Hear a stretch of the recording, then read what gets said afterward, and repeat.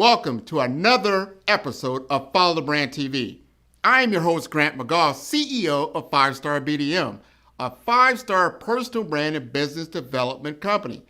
I want to take you on a journey through another deep dive into the world of personal branding and business development using compelling personal stories, business conversations, and tips to improve your brand. By listening to the Follow the Brand TV series, you will differentiate yourself from the competition and build trust with prospective clients and employers. You never get a second chance to make a first impression. Make it one that will set you apart, build confidence, and reflect who you are. Building your 5-star personal brand is a great way to improve your skills and knowledge. If you have any questions for me or any of my guests, please email me at grant.mcgaugh@5starbdm.com. Now, let's begin with our next episode on the Follow the Brand TV.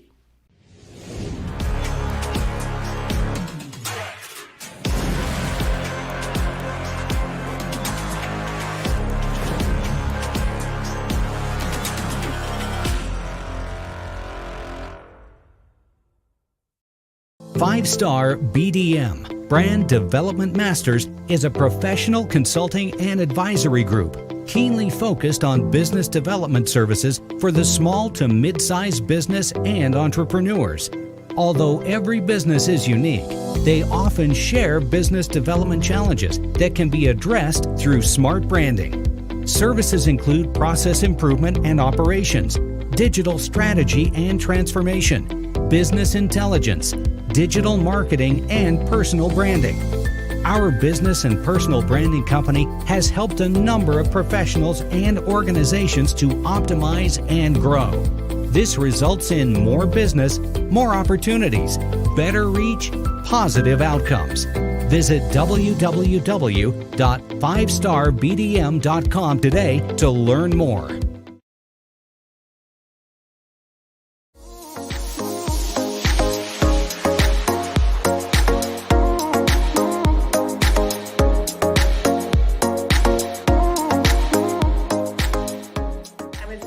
Exposed to all of the cybersecurity domains and that culture and protecting information and data long before cybersecurity was actually, like I said, an industry, and worked technical operations, exploited technical devices, worked in a field in counterterrorism. And then I did that for about a decade and decided I was tired of that life. And I got out and was able to then transfer my skills as an intelligence officer into cybersecurity, which was an emerging industry at the time that I got out.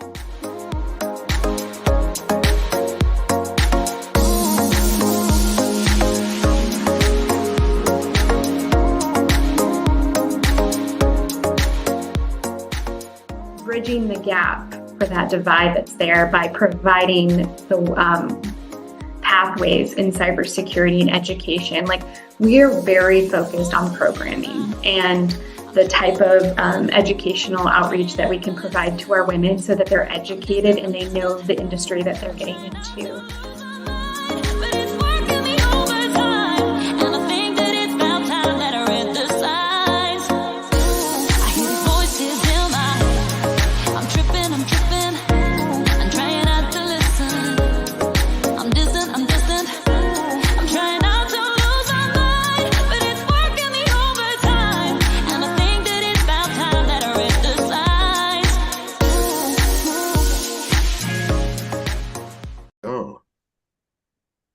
Welcome to the Follow Brand Podcast. We're going to take it all the way up, and I've never done a show here, but we're going to do a show in Grand Rapids, Michigan.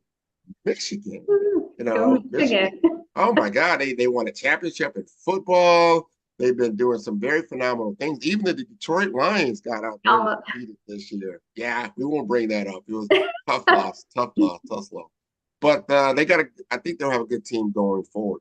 But you are on a great team. We're going to talk about women in technology. We're going to talk about cybersecurity in general. And let's talk about why there aren't as many women in tech.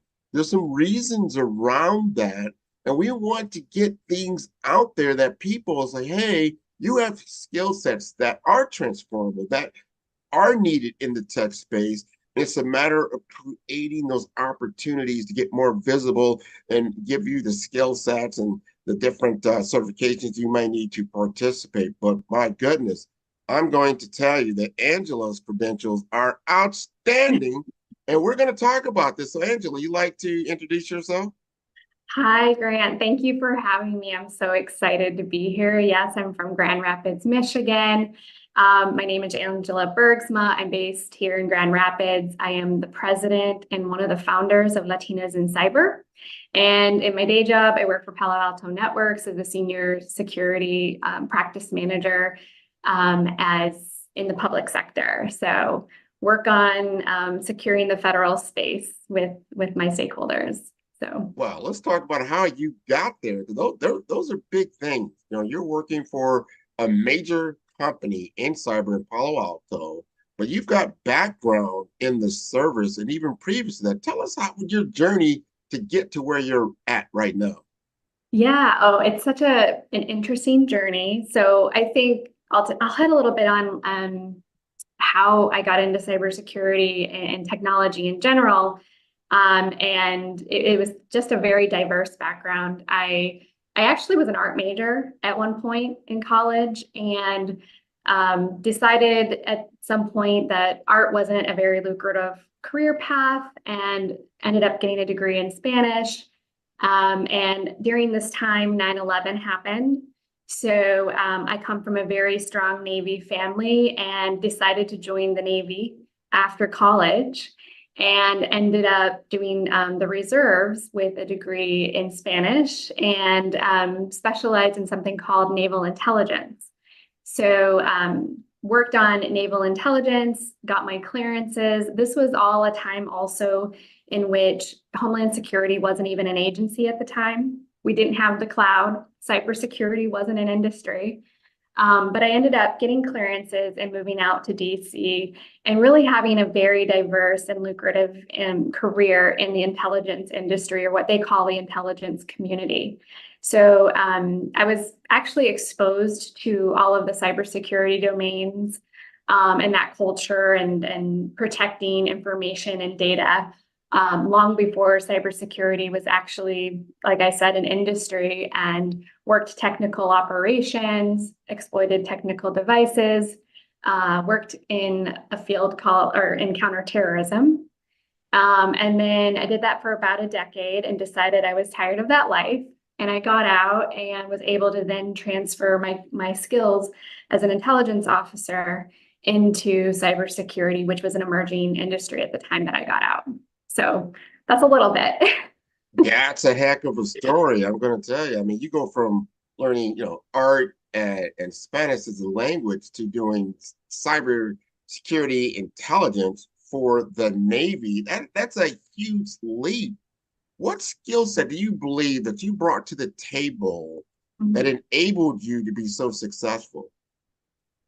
Oh, I mean, the skills that I had to be successful in cybersecurity, as an intelligence officer, my job was to understand information and data. And a lot of what the cybersecurity industry does is protecting personal information or companies' information. So, and also the other part of it was learning how to exploit information as well. So I was able to bring some of those skills of exploitation and just understanding how to protect, or the value of information, to my day job in cybersecurity, and to explain to stakeholders why they would want to protect their information. Why would a nation state want your information, especially if you're in the Midwest working in various critical infrastructure industries? Just having understanding why would a nation state or hackers or hacktivists want my information to sell it to a foreign service or other nefarious sources? This is so interesting. And you also have started, I don't know if you founded the foundation or the organizations. We're talking about Latinas in cyber. You're talking about breaking barriers. We're talking about, I just talked to someone, they were telling me and they were doing coding and that type of thing. And they went to a conference. There were 200 people in the room talking about coding, and there was only like 5 to 8 women of the entire room. I find that a little bit disturbing. Talk to us about why you started your program and what your purpose is and your why. Yeah, so after I got out of the intelligence industry, I worked in the commercial sector for a little bit, and I was also an entrepreneur, so I had my own business selling Microsoft security solutions. And as I was delving into cybersecurity and selling these solutions to my customers, I was looking for a community like some people that looked like me, women that were in cybersecurity. I'm biracial, Mexican American, Irish, and there were some communities out there, but I hadn't found anything that was Latina focused. And the groups that I were a part of that were Latina focused, like Latinas in Tech, they were heavily invested in like the networking aspect, but I was looking for like the subject matter experts and the mentors in cybersecurity specifically, and didn't see it. So that was one reason. The second reason is I had taught, or I was speaking to a group after school, and was speaking to a group of students that were diverse and were looking to get into cybersecurity. And I had a teacher afterwards just thank me for like telling my story, and the fact that I was an art major at one point, and their students couldn't necessarily see themselves in that space, but that the young women in the room needed to see women like myself talking about how they had this different, diverse career in technology and cybersecurity. So that was the second thing that preempted me to want to start an organization. And then the last thing was in the spring of 2022, there's an organization called IC Squared, which is an industry-specific cybersecurity organization that kind of sets standards for our industry. And they put out a statistic that there were only 4% of Latinos in the cybersecurity market, or in the United States. And that was very alarming to me, because Latinos is plural in Latin or in Spanish. So it can be men and women, which I then estimated it was likely 2 to 3% of women in this space. And I just thought it was really unacceptable. And then the last piece was, like you mentioned, maybe being in a room of 200 programmers and you're the only person of color. I also went to a function in DC when I was in my entrepreneurial stage, and I went to, it's called the National Institute of Standards of Technology, NIST, which they set a lot of industries specific cybersecurity standards.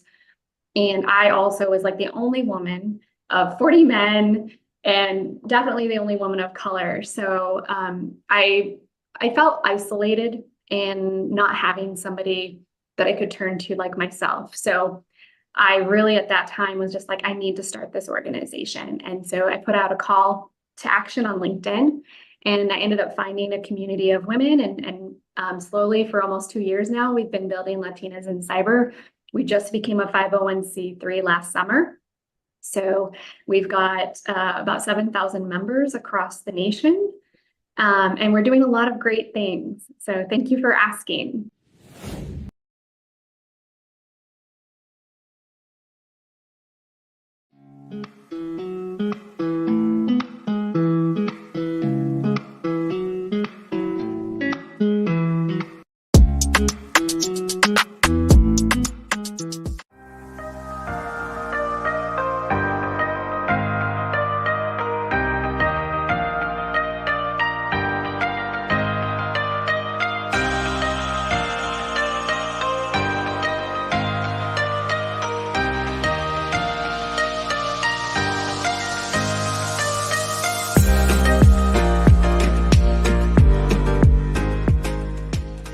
You have to do your work first. You have to research, you have to study, you have to take courses, you have to believe in yourself, and you really have to fight hard.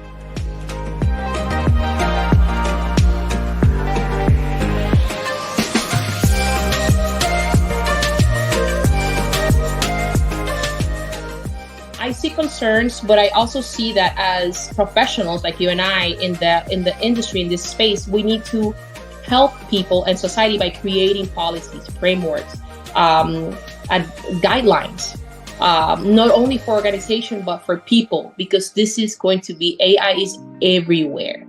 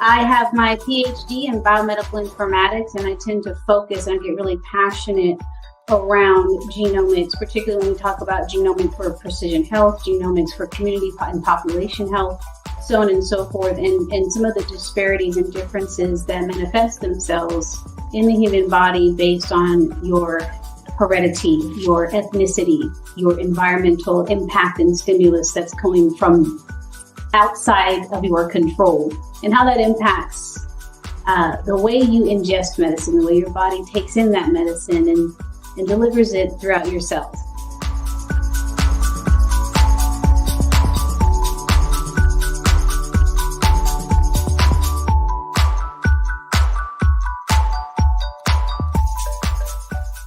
Even though the drug is the same, the dosage is the same, the age, weight, blood pressure, all of these other vital signs may be the same, but the drug may manifest itself differently between these two demographics, just simply based on the differences in their genetic history and in their genomes.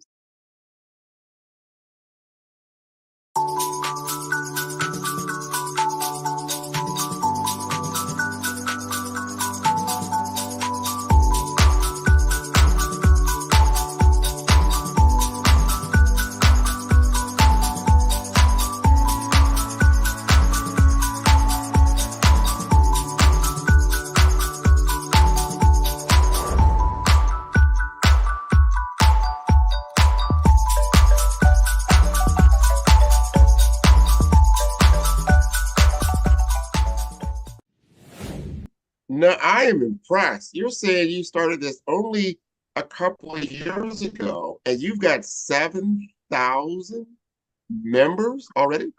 Across all of our socials, about 7,000 people following us. And we've hosted a couple educational workshops to date, and each of our cohorts have over 300 applicants each time. So we're really our focus is really to build cybersecurity pathways for Latinas and to create the next generation of Latina leaders. So we're doing that through education or curriculum, careers, and community. We call it our 3 C's. But everything we do is centered around developing these pathways and then helping women become leaders in this space because that margin is so small in the United States. I agree. I love what it is that you're doing. Great social impact. You talk a lot about psychology in cybersecurity. You have neurodiversity, things of this nature, the mindset. And we had this conversation before we jumped on the podcast around, certain women that are getting involved in the cybersecurity space or wanting to get involved. Talk to us about the mindset. What do you demystify around that to help people know that they can be successful in this field? Yeah, and I would say for the Latina culture, Latin culture in general, the culture is very male dominated. And so the man typically is the breadwinner.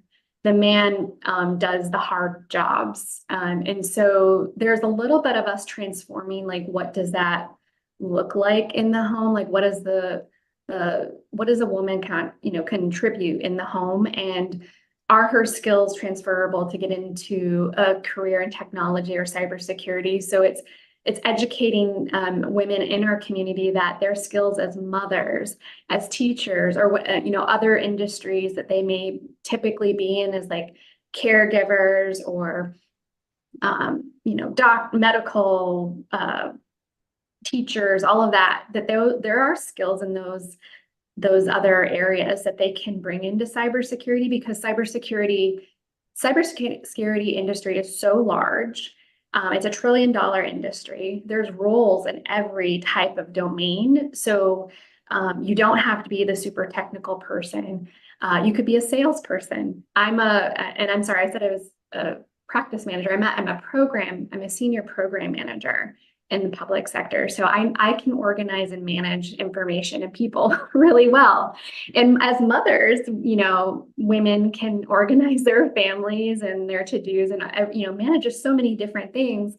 There's just a lot of those types of skills that they could bring into cybersecurity that would be an entry into this industry. So it has the least barriers for entry. In regards to psychology, I think it's changing that narrative that cybersecurity is seen as just protective. Because I think externally, in Latin cultures, if you think about cyber or the police force, it's male dominated.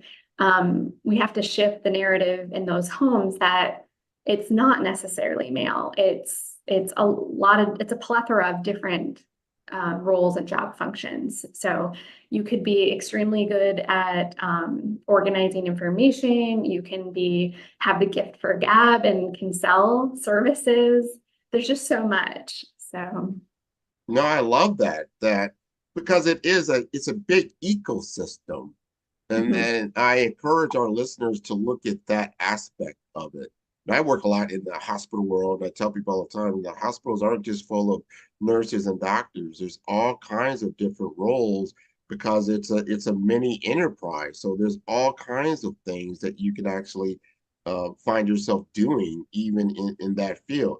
Cybersecurity is the same way. There's so many other things that you can get involved in, but we need your presence because that input is so key, because we live in the planet, right? On the planet where you've got probably 50 to 51%. I don't know what the exact percentages are, but there's a lot of women and there's a lot of men. You can't be so one-sided because you're not getting the perspectives of all things that are people, especially if let's just say someone's trying to hack you or your company or whatever it might be. They're going to leverage where you're most negative and where you're most vulnerable, right? So if you've got populations of people that aren't cyber aware, they're not touching them, they feel that they don't need to be, or they don't feel that they're inclusive in that world. If I'm a hacker, I'm going to go after the people that aren't as savvy in those areas to exploit. Right. Does that make sense?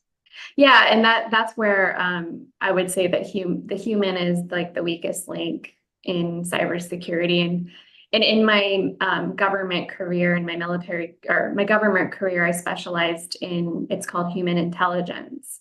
So when we would exploit people, it was all about understanding the psychology of that person and why would they give us information. So there is an aspect that I'm really concerned of within cybersecurity that is more people-centric, and the exploitation of people that, I think cyber today is really focused on the technology and protecting the systems and the domains and all of that. But self-education or education awareness in cybersecurity is, I think, crucial. And to your point, educating people that could be the weakest link because they don't have cyber hygiene. They don't know how to, they've never done an assessment of their environment, or they don't know how to, have lengthy passwords, or just, not to let people follow them into spaces and things like that. So there's just a lot from the human aspect that it could be very vulnerable. within cybersecurity. 100%. We are such a digitized society now. We think about, and I want people to really focus on this through time. Think about how much you were in front of a computer type device 30 years ago. Probably not as much. Then 20 years ago, and now 10 years ago. And now we're looking at now where we're probably interfacing with some type of digital device on the daily basis, especially with mobile computing, right? Now, you obviously got your tablets and your desktops and all these different things, but not only just that, think about the technology that's now in the home all the time, whether you've got an Alexa app or some kind of other device that talks to you. We're getting into that AI world, but it's all over the place. So if you're not aware of how most of your financial world is totally digitized. Remember when you didn't even go to our ATM, before. Right. Now you can go to any ATM anywhere. Yeah. You have to use multi-factor to get in to your bank now. There's so many different protocols in place to protect yourself, your hygiene at home. 100. It's So embedded. I want my kids, especially like I have a daughter, I have a grandchild, I got two of them, that they need to be aware of this digital world. Not only if you don't even get into the industry, it's like, oh no, that's only for the IT people. No, not anymore. It's for everybody.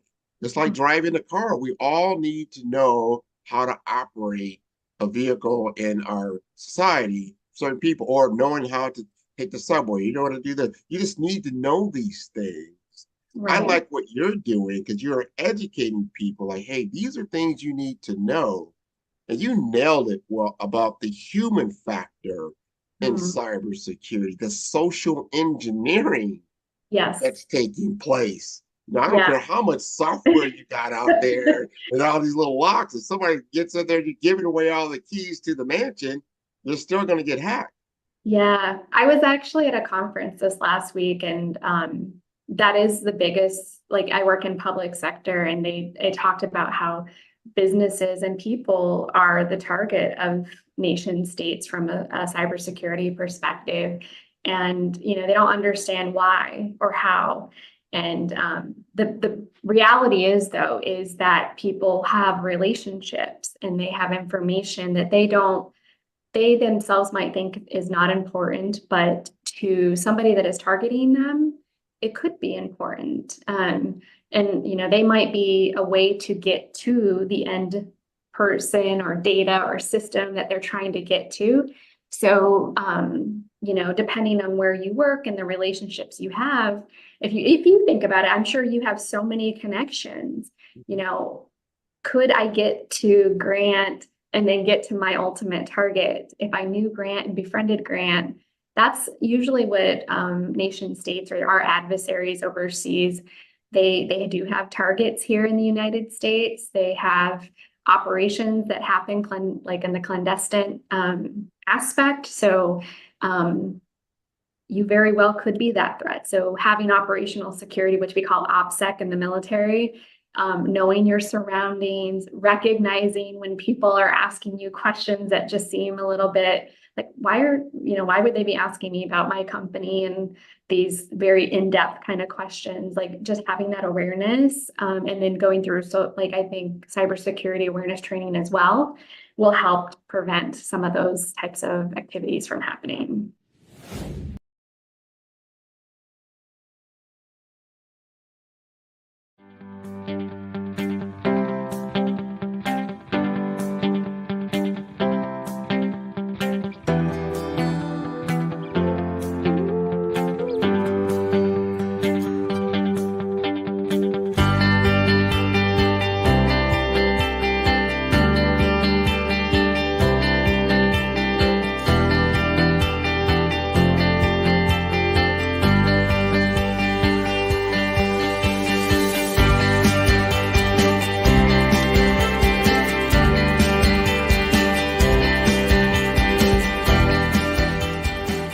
A lot of people being more and more aware of how these threat actors are going after people daily, every second. I mean, one thing that people aren't, they might not be familiar with is called phishing emails, right? Where they send you information, try to get you to click on a link where it's an offer or something like that. But 3.4 billion phishing emails are sent daily, right? Think about that.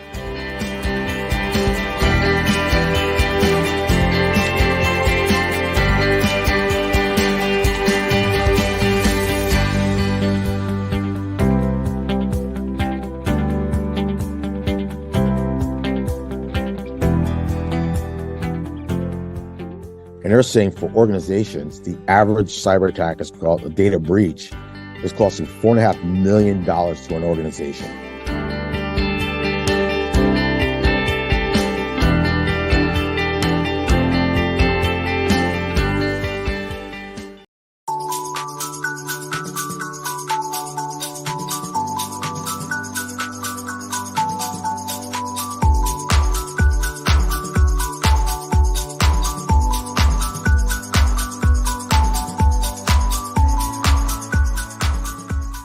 I tend to operate more in the vein of what are we doing as an enterprise, as an organization around our goals and our strategy, taking that first, and then looking more broadly across that stack to say, okay, where do we have gaps in the technologies that exist today?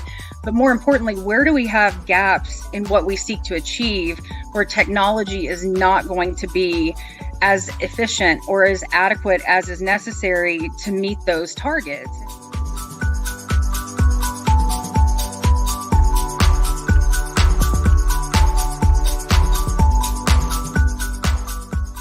So passionate about this space. And again, you know, I've had the great fortune to have had some wonderful mentors and leaders in my time that I've learned so very much from. And I really seek to do the same and to give that back. I love mentoring and seeing people grow. Building those high performing teams is where I really find my greatest value and contribution.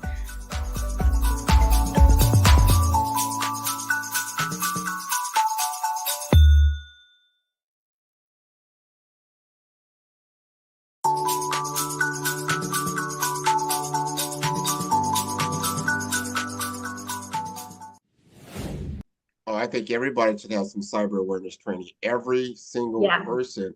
I've noticed lately, especially on LinkedIn, because I love LinkedIn, love the platform, but I'm starting to get more and more, I'm seeing what I call these AI bots, and they're pretending to be people. A lot of times they're young, Asian, female with only a few connections, but all of a sudden like, Grant, I just love your profile. You're doing such wonderful things. Let's connect. And then they just start in with these unbelievable things that they're doing. They want me to participate. And I'm like, so usually your spidey sense will go off like, I'm not that good looking. I don't think I warrant that kind of activity. But you've got to be aware of all these different things that are happening to get your attention. Mm-hmm. And I always go by this. What are they asking you to do? You said it right. What is the ask here? And does that make sense?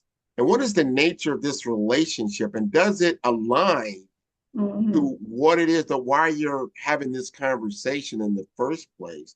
And there's so many people. We're in a worldwide community now, much closer than it ever was before COVID. So it's not unusual to have conversation with somebody in another country, but you don't really know that person or what they're involved in, or what their connections are, but you do have to look at yourself. What is the value that I bring to this person?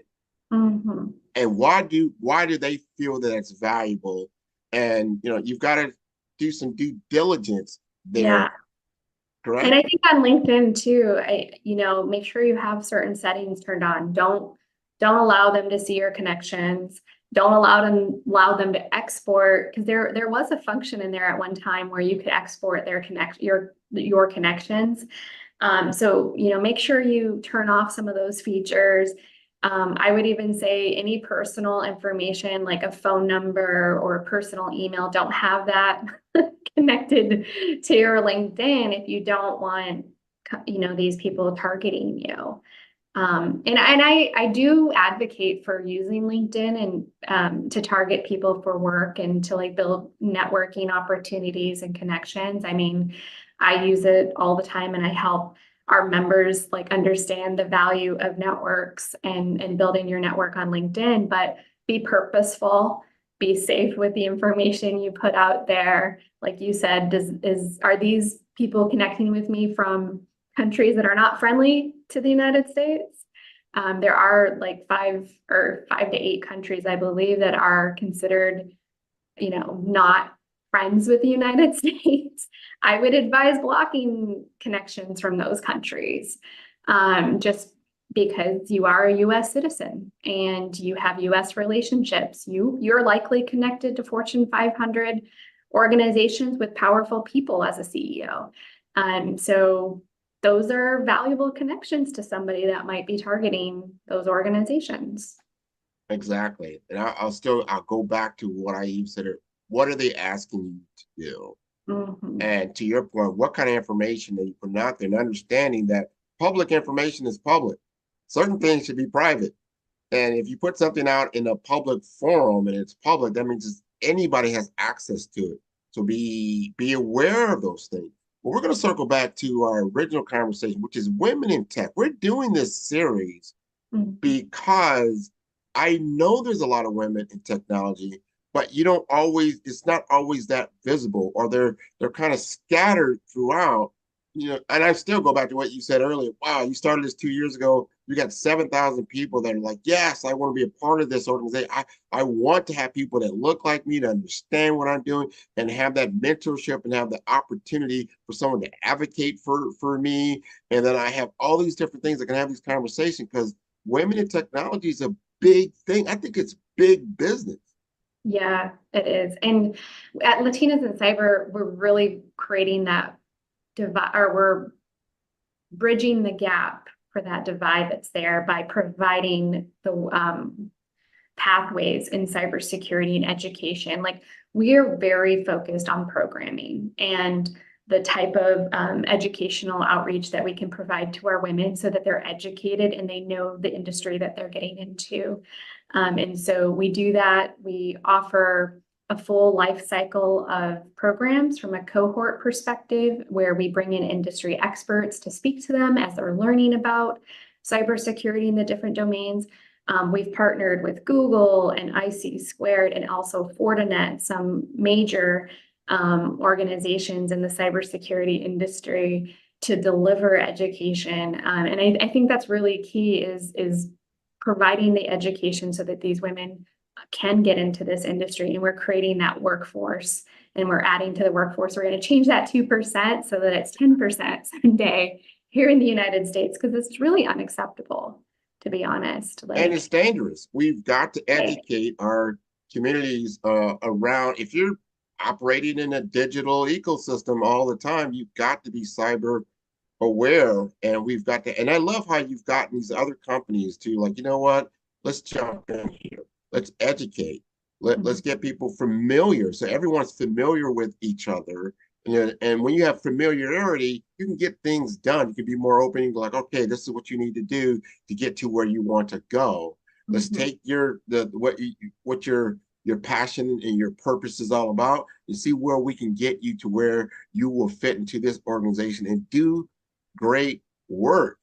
And not just wait till you're in college or early careers. A lot of this should be starting in our K through 12, because how many kids now have a cell phone in their hand, and they're only like 7 or 8 years old? Oh my gosh, my nephews know how to handle an iPhone better than I do. But the other thing too, I think that is important for women in tech and in cybersecurity, is not only providing the pathways, but also giving them visibility. So another like area that we're focused on is thought leadership, and providing that like exclusive networking opportunity at the mid to senior and executive level. So We do have a series where Fifi, actually one of your guest, she was on a couple episodes ago. She's one of our hosts for a series called La Jefa, and it's a speaker series for our C-suite where we highlight Latina leaders and other women of color in the space in cybersecurity, and they get to talk about their subject matter expertise. So we're giving them the platform as well to be seen as leaders and as thought leaders in the United States as well, because there isn't a lot of those platforms available for us to have that presence. And we want the little girls K through 12 to see women speaking about what they're doing and their expertise in cybersecurity or AI, and giving them that voice. So that's really also another crucial element of Latinas in cyber as well.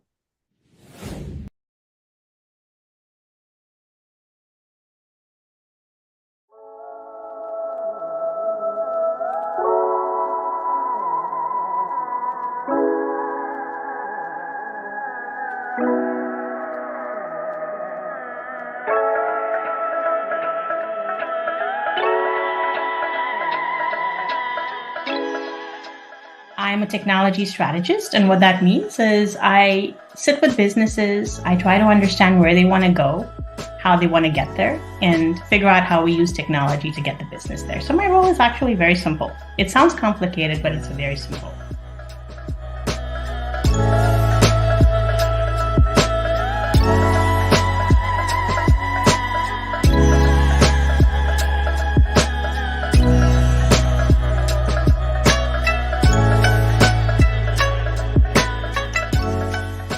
I really believe that you have to find your purpose in technology. And no matter what you do, and this could be true for every function, technology, accounting, or whatever have you, right? You have to find your purpose. And that can be hard today in technology because there's so many different things you can do. There's software delivery, cybersecurity, there's virtual reality, there's IoT. I mean, the options are endless.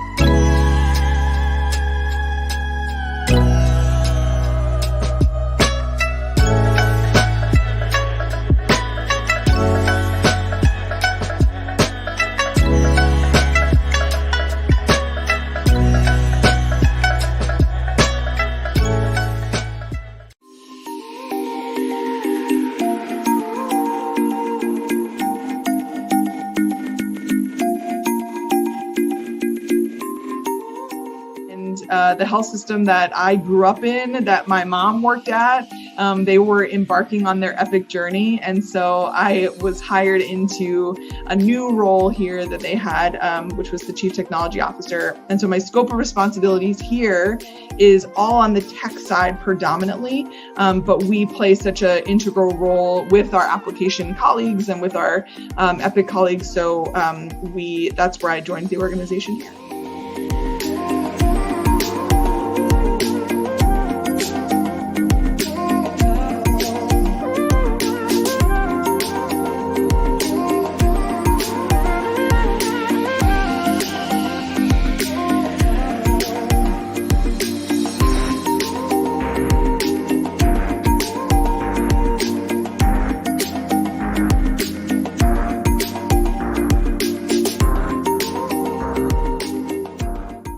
NCH healthcare system at the time where Hurricane Ian hit us directly, and us in the Fort Myers area.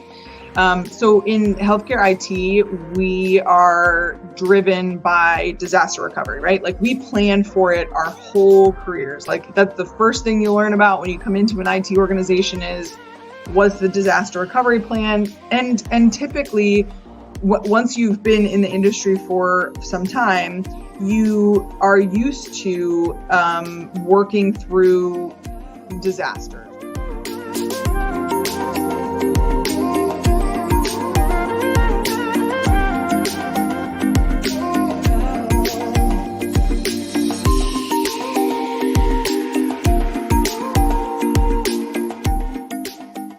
I I'll go back to the part of what I was told. I was told that I wasn't good enough to go to college. So I would go back and say, don't listen to people that put limits and labels on me. Mm-hmm. Because there's something that a really smart guy taught me once. His name is Chaz Hartwig. I love Chaz. And he said, Daphne, there's this thing called thoughts, actions, and results. How you think will determine what you do. And whatever you do will create results, outcomes. So if you think that you can drive your car 100 miles on 50 miles worth of gas, then you'll try to do that. And then what'll happen is you'll run out of gas. So if you don't like the results you're getting, you got to change how you think. This is great. Now you've got, I'm assuming you have YouTube channels. How can people access, your site, your information? How do they get involved? Yeah, I would say the first way to get involved is we have a website, latinasincyber.com. You can follow us on our socials. We're on LinkedIn, Instagram. Is it Twitter? I don't. X now? I'm not actually huge on social media, just a couple of platforms, but really the base of our followers are on LinkedIn and then on some of those other platforms. We do have a Discord channel. So if you are a woman of color and you want to connect with your community, if you're Latina, we have a Discord channel that you can find on our website and also on our LinkedIn page.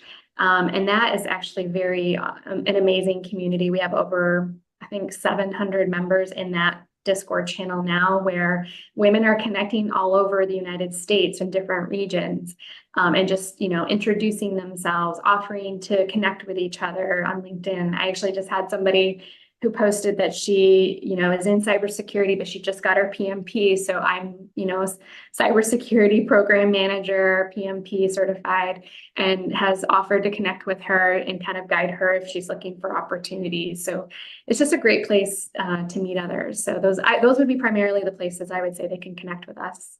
Well, that's wonderful. These are all good things that you're doing in the community. Are there costs associated? Is there basic packages that are involved? Yeah, I mean, we primarily of the founders, we have an executive team now with a executive director, myself as president and a VP, and then we have a leadership team underneath us. We are driving everything with our volunteer workforce right now, but we've been operating a little bit, like I said, under 2 years, and there are financial costs associated with it. So we are looking for donations and sponsors. So we do look for organizations to sponsor some of our series. We do have a dinner suite series where it allows executives to network with each other at that executive level. So it's kind of an exclusive opportunity. We are looking at someday putting out a summit so we can bring all these women together.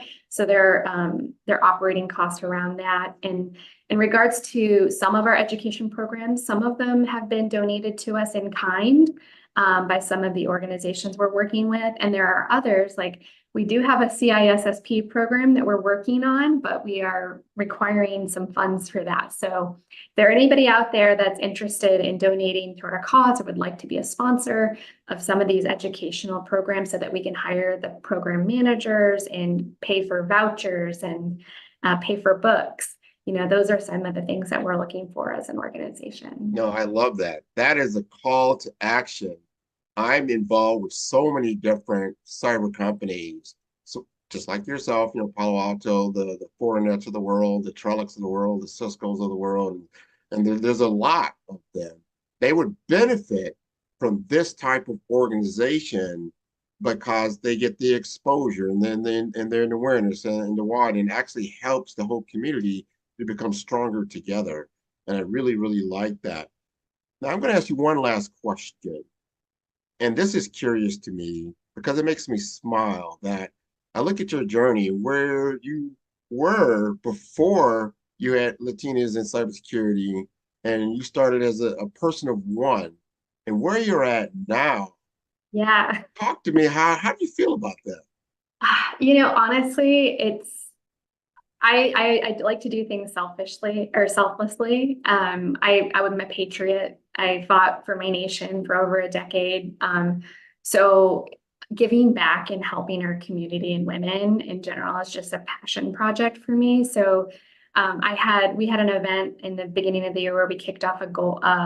We did a vision board exercise with our members, and one of the members that was in our session, she ended up telling me that she joined because she heard me speaking at an event a year before, and she wasn't in cybersecurity. She was some other I think insurance or something like that, and totally switched careers, and now has her certification from Google and is working on some others, and has even offered to become a volunteer. And it honestly made me want to cry, because it's knowing that we're making that type of impact. And it's not just me, there's a team of women behind me that we're led by Latinas, and we're all making that difference and giving back to our community and women like ourselves. So we're a very loving, I would say, organization, and it's almost, I would say, like a sisterhood, but not a fraternity or sorority or anything like that. But we really do care about the women that are joining, and we want them to have a great experience. We want them to be educated, and we want to help them find work.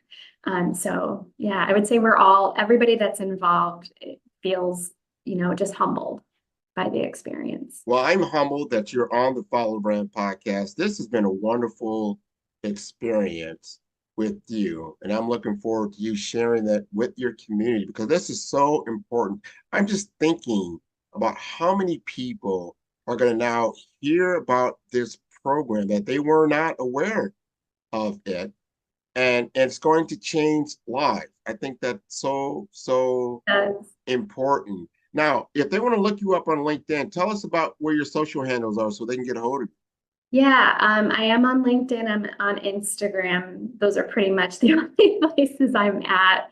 On LinkedIn, it's Angela Bergsma. I just got married, so it's actually saying that name out loud is new for me. And then on Instagram, and I can send you the handle for my last name because it's a Dutch, so I still forget how to spell it sometimes. But on Instagram, it's I am Ange B, ANGEB. So if you'd like to follow me there, I'm actually on a fitness journey right now, so I'm going to be competing soon. But so if you follow me there, it's a lot about sharing stuff in our community, but it's really about my fitness journey. But more the merrier. So happy to connect there, and happy to connect on LinkedIn. Absolutely. This has been wonderful. And I encourage your entire audience to connect with Follow Brand at 5-Star BDM. That's number 5. That's star B for brand, D for development, Infomasters.com. This has been wonderful, Angela. I cannot wait to see you grow and blossom. And when you're going to do a summit, I hope you choose Miami as one of your destinations. Yeah, that would be great. I think we're looking at doing some of our dinner series out that way. So I'd love to meet you in person. Absolutely. We're going to make that happen. Thank you for being on the show. Thank you for having us, and thank you for letting me share the story of Latinas in cyber. You're most welcome. Bye-bye. Bye.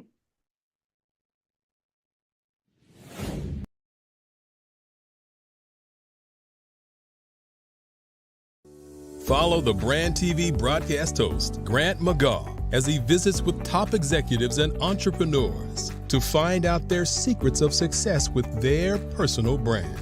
Follow the Brand TV broadcast host as he focuses on brand development to build better relationships, bring value to your business, relationships, and career. You will enjoy listening to each episode that is tailored to speak to you directly. If you're looking for this type of clarity in terms of building your brand, you have tuned into the right station. Each episode will help you to shape a conversation in the 5-Star BDM network of 20,000 professionals and become a springboard for your corporate engagement and business opportunities. Each guest will frame their story in the areas of personal branding, business development, career development, financial empowerment, and technology innovation.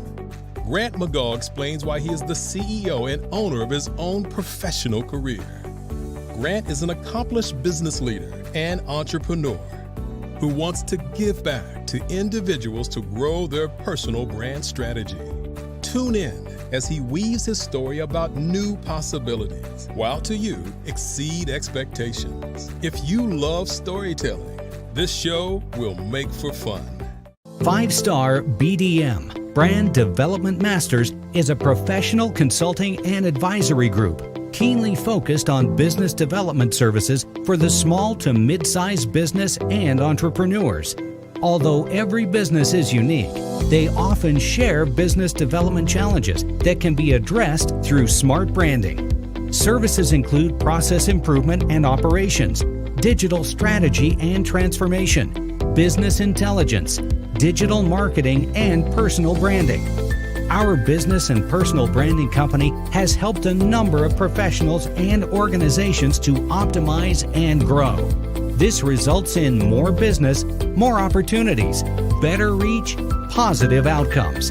Visit www.5starbdm.com today to learn more. Hello, leaders and visionaries. Are we ready to exceed our ambitious goals for 2024? At 5-Star BDM, we're your strategic partners, not just futurists.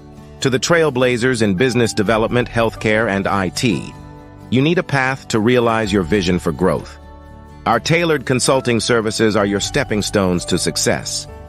We empower you to build brands, deliver results, and captivate audiences.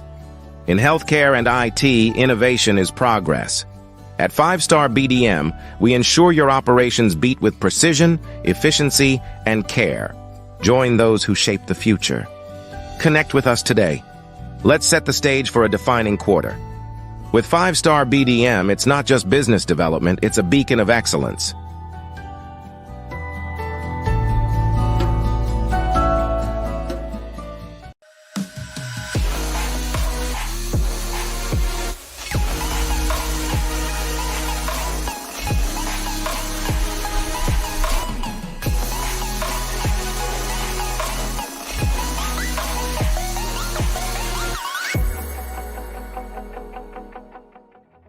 The Black Business Expo's mission is to raise funds for high school seniors going to college or K-12 entrepreneurs.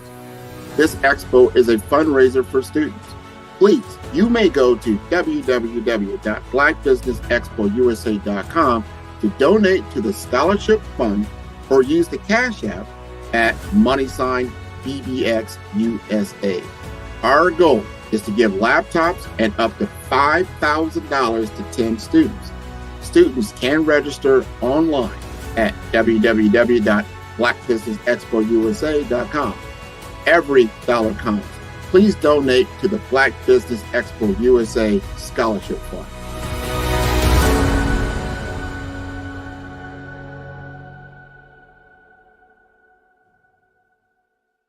Tune in for our next show or click on our website at www.5starbdm/followthebrandtv.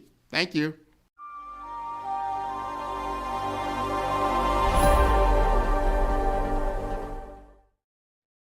Hey everyone, it's Grant McGaw, CEO of 5-Star BDM and host of the award-winning Follow the Brand podcast and TV series, where I help you to build a 5-star brand that people will follow. My genius is personal brand development through intelligent communication and helping you achieve your business and career goals. I am a requested speaker on digital technology and brand development issues. I want to work with you to increase the value of your current opportunities while attracting new ones. Every one of you is unique, and we all share challenges that can be addressed through smart branding. As a super connector, I work with you as an executive coach to guide you along the complicated business and career development road, providing the enhancement tools and information you need to succeed. Together, I will help you succeed in today's challenging business climate. I will evaluate and measure your progress. Best of all, I am right alongside you every step of the way. Build the brand called you. teams.